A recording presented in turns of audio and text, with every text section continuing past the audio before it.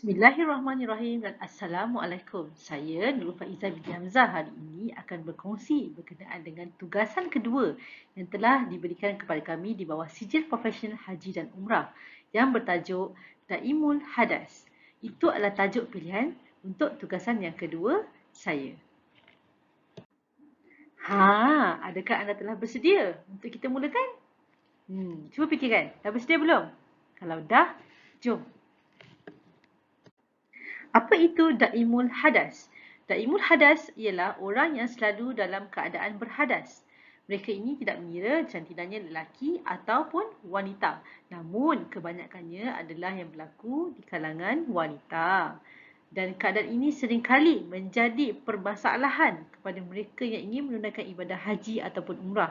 Kerana jika kita tidak cakna dengan perkara ini, ia akan mengundang pelbagai persoalan dan mengundang pelbagai keraguan dalam kita melaksanakan ibadah haji dan umrah kita. Jadi, sangat penting untuk kita memahami apakah itu Daimul Hadas. Tahukah anda terdapat 5 kategori Daimul Hadas?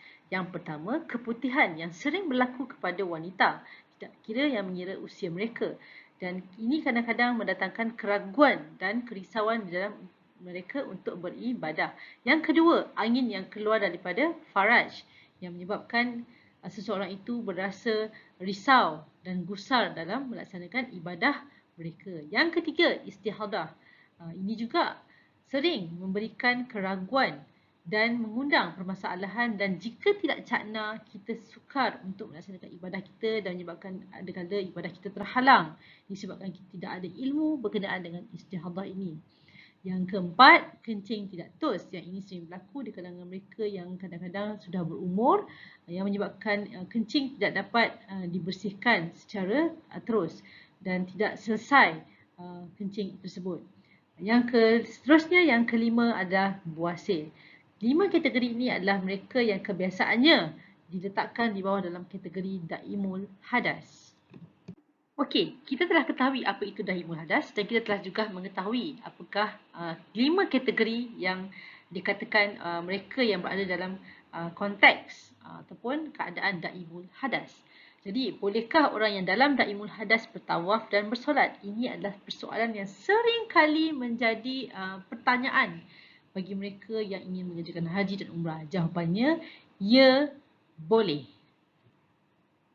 Jawapan kepada kemusykilan mereka yang berada dalam Daimul Hadas untuk bertawaf ataupun melaksanakan ibadah ketika tanah suci, jawapannya ya, boleh, tetapi mestilah dengan mematuhi 3 syarat berikut. Yang pertama, bersihkan diri dan pakaian dari najis serta perlu menghalang keluar darah, kencing ataupun keputihan tadi daripada tempat yang keluarnya hadas tersebut ataupun najis tersebut. Yang kedua, ambil wuduk dan 30 minit sebelum melakukan tawaf ataupun solat. Ketiga, hendaklah melaksanakan solat ataupun tawaf tersebut tanpa henti, dan sekiranya telah melaksanakan tawaf, perlu melaksanakan solat sunat selepas tawaf. Di situlah selepas memberi salam, ketika selepas solat sunat tawaf, di situlah tamatnya wuduk yang telah mereka ada tadi, dan tidak boleh disambung dengan ibadah-ibadah lain. Dan sekiranya mereka ingin menyambung dengan ibadah-ibadah lain, mereka perlu mengambil wuduk semula dengan mengulangi 3 syarat yang tadi, 3 keadaan yang berikut, iaitu bersihkan diri, mengambil wuduk sebelum melaksanakan ibadah tersebut dan melakukan ibadah tersebut. Kita perlu ingat juga, setiap wuduk untuk satu solat fardu, tawaf fardu atau rukun, dan beberapa solat sunat atau tawaf sunat sahaja. Jadi itu perlu diingat. Jadi keadaan ini tidak menyukarkan untuk mereka yang berada dalam Daimul Hadas untuk bertawaf atau bersolat. Namun kita perlu cakna dan mengetahui bagaimana cara kita untuk melaksanakan ibadah dalam Daimul Hadas.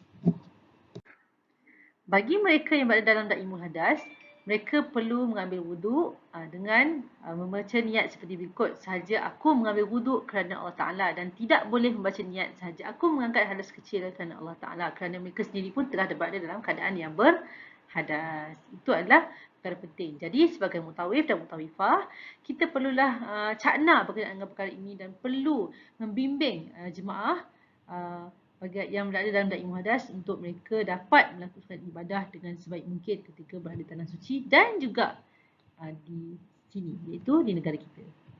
Satu lagi keadaan yang kita juga perlu tahu bila terbatal wuduk ketika dalam kita nak melaksanakan tawaf ataupun solat kita tadi. Apa perlu kita buat? Perlu keluar daripada tawaf, pergi ke tandas atau ke tempat kita boleh membersihkan semula hadas kita tadi. Bersihkan semula diri seperti sebelum ambil wuduk, sebelum datang ke masjid tadi. Maksud saya mengulangi proses yang pertama, kedua dan yang ketiga telah berwuduk dan sambung semula ibadah kita. Jadi jangan risau, ia seperti biasa juga. Okey? Diharap semoga dengan perkongsian ini kita semua lebih cakna berhubung dengan da'i muhaddas dan kita sebagai mutawif dan mutawifah perlu lebih cakna dan perlu lebih prihatin kepada mereka yang berada dalam da'i muhaddas. Kita membantu mereka, memberikan penerangan dengan sebaik mungkin bagaimana mereka juga dapat melaksanakan ibadah sebaiknya dan sepatutnya walaupun mereka berada dalam da'i muhaddas. Ibadah terbimbing, pengisian terjamin.